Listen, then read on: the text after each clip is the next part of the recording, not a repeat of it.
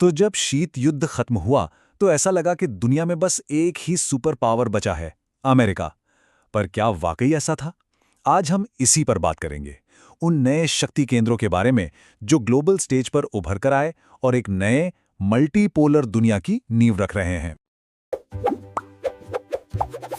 Learn with Silvaria, your daily dose of knowledge. और ये सवाल आज की वैश्विक राजनीति को समझने के लिए बहुत जरूरी है।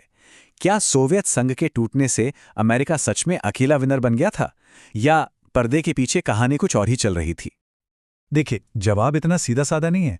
हाँ, अमेरिका पावरफुल तो था, इसमें कोई शक नहीं, लेकिन दुनिया भर में नए प्लेयर्स भी मैदान में उतर रहे थे। ऐसे देश और संगठन जो अपनी आर्थिक और राजनीतिक ताकत के दम पर अमेरिकी प्रभुत्व को चुनौती देने का दम रखते थे। तो चलिए सबसे पहले बात करते हैं यूरोप की। दो वर्ल्ड वॉर्स की तबाही देखने के बाद यूरोपीय नेताओं ने एक बहुत बड़ा सपना देखा, एक ऐसा महाद्वीप बनाने का सपना जहां लड़ाई की कोई गुंजाइश ही न हो। और बस इसी सपने ने यूरोपियन संघ की नींव रखी। और क्या सफर रहा है ये! मतलब सिर्फ कोयले और स्टील के एक छोटे से समझौते से शुरू होकर ये धीरे धीरे एक पूरा राजनीतिक संघ बन गया, जिसकी अपनी संसद है, अपने कानून हैं और यहां तक कि अपनी मुद्रा भी है। हाँ, ब्रेक्जिट जैसे झटके भी लगे, पर यूरोपीय एकीकरण की कहानी अभी खत्म नहीं हुई है। यूरोपीय संघ की आर्थिक ताकत को जरा देखिए, वाकई में बहुत प्रभावशाली है। 19 ट्रिलियन डॉलर से भी ज्यादा की जीडीपी, ये आंकड़ा इसे एक जबरदस्त आर्थिक महाशक्ति बनाता है, और इसी वजह से ये वैश्विक व्यापार और कूटनीति में एक बहुत बड़ा खिलाड़ी है। पर बात सिर्फ पैसे की नहीं है। यूरोपीय संघ की ताकत सिर्फ अर्थव्यवस्था तक ही सीमित नहीं है। इसी आर्थिक ताकत से उसे राजनीतिक प्रभाव मिलता है, और तो और इसकी संयुक्त सैन्य क्षमता इसे दुनिया की दूसरी सबसे बड़ी सैन्य शक्ति बनाती है। मतलब ये एक बहुआयामी शक्ति है। और यहीं पर यूरोपीय संघ का एक बड़ा दिलचस्प विरोधाभास सामने आता है। एक तरफ तो ये एक देश की तरह काम करता है, पर दूसरी तरफ सदस्य देशों के बीच इतने गहरे मतभेद हैं कि अक्सर एक साथ मिलकर काम करना मुश्किल हो जाता है। जैसा हमने इराक युद्ध के टाइम देखा, या ब्रेक्जिट में तो साफ साफ देखा ही। अच्छा, अब यूरोप से निकलकर चलते हैं दक्षिण पूर्व एशिया की तरफ, एक बिल्कुल अलग मॉडल देखने। यूरोपीय संघ का जो एकीकरण मॉडल है ना, आसियान, उससे एकदम अलग है। ये सहयोग के एक बहुत ही अनोखे सिद्धांत पर बना है।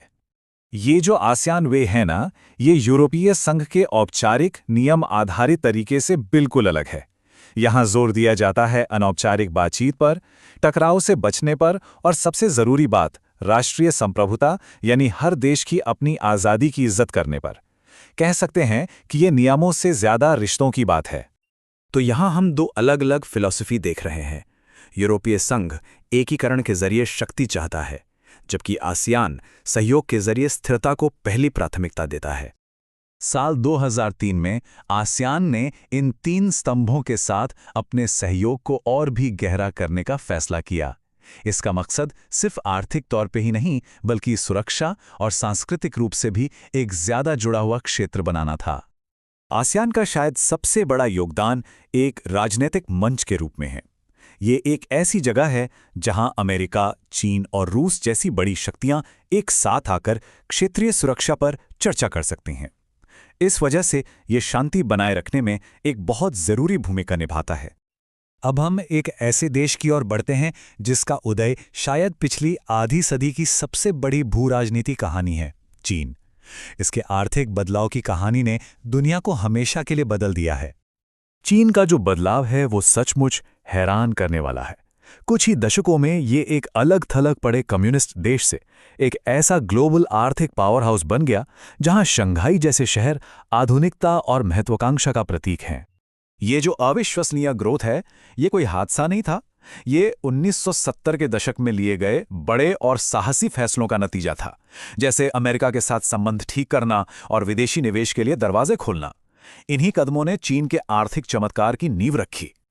ये एक ऐसा अनुमान है जो सब कुछ बदल देता है। चीन अब सिर्फ एक उभरती हुई शक्ति नहीं है, ये एक ऐसी ताकत है जो दुनिया की आर्थिक व्यवस्था में टॉप पर बैठे अमेरिका को पीछे छोड़ने की राह पर है। लेकिन इस जबरदस्त सफलता की एक भारी कीमत भी चुकानी पड़ी है। चीन अब बढ़ती बेरोजगारी, पर्यावरण को हुए भयानक नुकसान और अमीर और गरीब के बीच बढ़ती खतरनाक खाई जैसी गंभीर अंदरूनी चुनौतियों से जूझ रहा है। तो यूरोपीय संघ, आसियान और चीन, ये 3 अलग-अलग मॉडल हमें विश्व राजनीति के भविष्य के बारे में क्या सिखाते हैं? हमारे ये 3 केस स्टडीज 3 अलग-अलग रास्ते दिखाती हैं। यूरोपीय संघ एकीकरण के जरिए शक्ति चाहता है, लेकिन अंदरूनी एकता की कमी से जूझ रहा है। आसियान सहयोग को महत्व देता है, लेकिन अपनी संप्रभुता बनाए रखने के लिए संघर्ष करता है।